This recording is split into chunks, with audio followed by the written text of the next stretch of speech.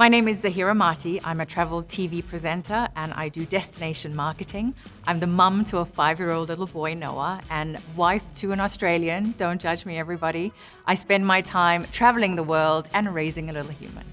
Photography is a huge part of my life. As a travel TV presenter and content creator, every day is about photos and compositions and different angles and getting the right photo to tell a story. The part I've never really focused on was the technical, which is where I'm trying to catch up with all the wonderful people that have created everything for me in the past.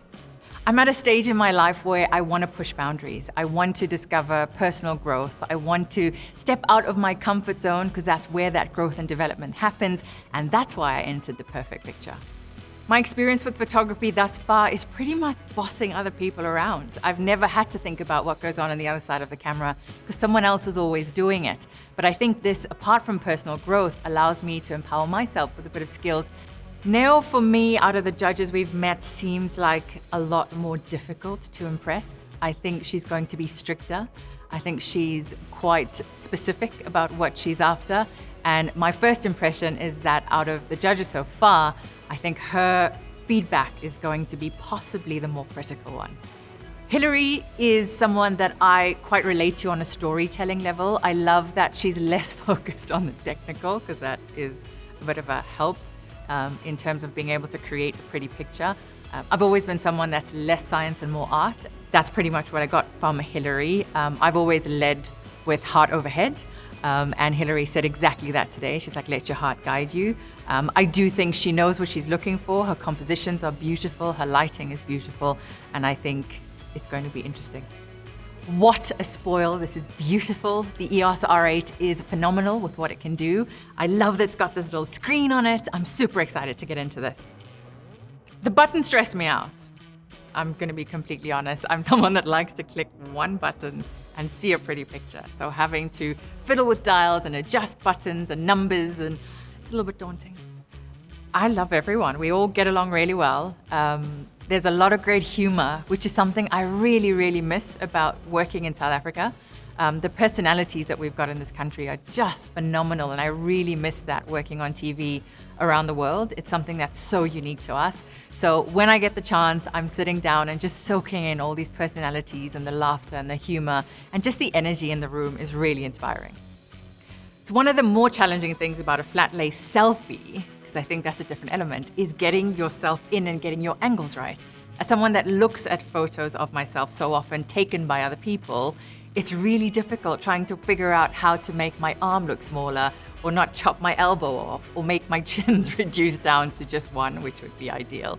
And that for me was quite challenging, because every time I lay flat under the camera, I didn't like the way an element of me worked, which is where the app came in really handy. Canon has an app called Camera Connect, which allows you to connect what your camera is seeing to your phone, which gives you the power of basically the screen in your hand. Now, lying down, putting your elements together, it was really helpful because I could see what my camera was seeing without jumping up and down and adjusting the layout each time. Whether I nailed it or not sure. I definitely plan on using it a lot more throughout the challenges because it gives me the ability to control timers and remote elements from my phone. The timer aspect is really stressing me out. I think having all the elements moving and constantly needing to check where the spaces are, where the gaps are, is it too much, is it too little? Having the judges say, do you think you have too many, also is stressing me out because I'm not quite sure whether that's a subtle nudge towards reducing elements or are you sure that's what you want in? But ultimately, I think I'm confident with what I've got down. I know that it tells a story of me. Every element is very carefully thought through down to the little paper clip because I love collecting stationery. So I think I'm good. I'm confident with what I've got here. One of the most special pieces I have on the ground in my flat lay is this. It's a drawing by my son Noah. He's 5. He's just started to be able to write. He spells things as he hears them or as he says them, which is why you've got air instead of R. And he drew this for me on a trip, and it's one of the most dear things that I take with me everywhere I go. My husband is a hobby photographer. He taught himself watching YouTube videos, and I want to kick myself now for not paying more attention. It's one of the few times you'll ever hear me say, I wish I'd listened to Andrew, but I really did wish that I'd listened to Andrew. They motivate me because we're a family that love movement and love challenges and love achievement and love growth. And I always try and motivate my son to constantly take on challenges. Doing a reality show like this is completely out of my comfort zone. If you'd asked me 5 years ago, I would have laughed you off. So for me, it's also like I give the advice to Noah, take on new challenges, try different things, push your boundaries. That's exactly what I'm doing. When selecting my photo, what I'm looking at here is composition. So I've created a checklist in my head. Once I was given the brief, this is what we're looking for, composition, elements that tell you a story, lighting, all the rest of it. I didn't go too creative on lighting. I thought, try and minimize the elements I'm playing with in the first challenge. So my checklist was very much about the story, the composition, the layout, getting all the elements in, the color wheel, which we were taught in our briefing, all the different technical elements that I could bring in, rule of thirds, positioning, centering, that kind of thing is what I tried to checklist in my head. And hopefully with practice, you get the perfect picture. I'm one of those personality types that likes to consider criticism first. So when I look at the photo initially, when I'm selecting it, I thought, what could be the problems with this photo? Potentially one could be that there are too many moving parts, which I'm still confident that I would read back if someone asked me, because it all does tell a very succinct story. Perhaps the color might be too much with my shuka blanket, my Kenyan shuka blanket, because it is quite bright.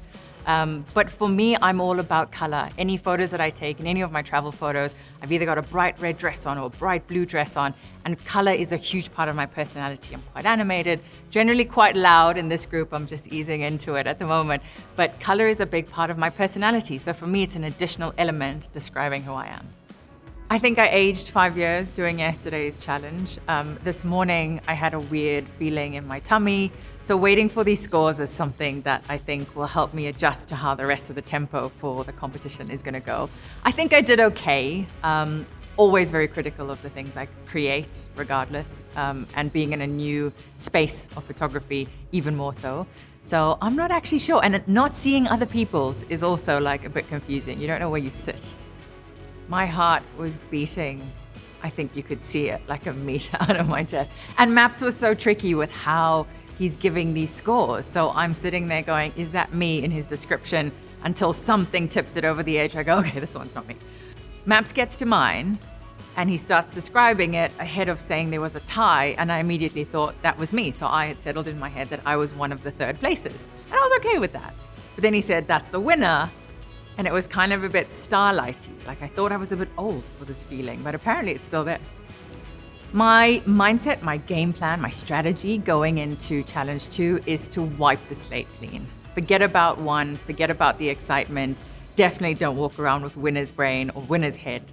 It's focus on what the task is today and just realigning, kind of pressing the reset button on everything to tackle challenge 2 as if it was the first one. Given the option to pair other people, felt like a bit of a disadvantage. It definitely didn't feel like a winner's reward. I think the saving grace here is that I don't know everyone equally. From being a content creator and being in photographs, I kind of have a good idea of what it takes to make a good photograph work, and one of those things is a good model. Now, the one thing I do know about Jono is that he is a good model, amongst other things. So I thought my workload would be cut down in half if I chose someone that is good in front of the camera as well as behind the camera. So we both decide we want to shoot in the natural light, which was just around the corner. We both decided to keep it simple, so not too many moving parts. If anything, a wardrobe change that can be done quicker for him, less easy for me, but to keep it all easy and on the go. So I think time-wise, we're doing quite well. I think I finished within my time and I wanted to try different areas, and Jono was a superstar. He just performed and switched on, which was why he was a great choice to begin with. Jono's great. He's very specific, but I like that. I like concise direction. Tell me what you need me to do and tell me where you need me to be. It was pretty cold on the concrete. I do have some extra additions to my makeup and wardrobe from rolling around. But the offset was that he offered to wash my shirt, which was really kind. I took a shopping trip instead.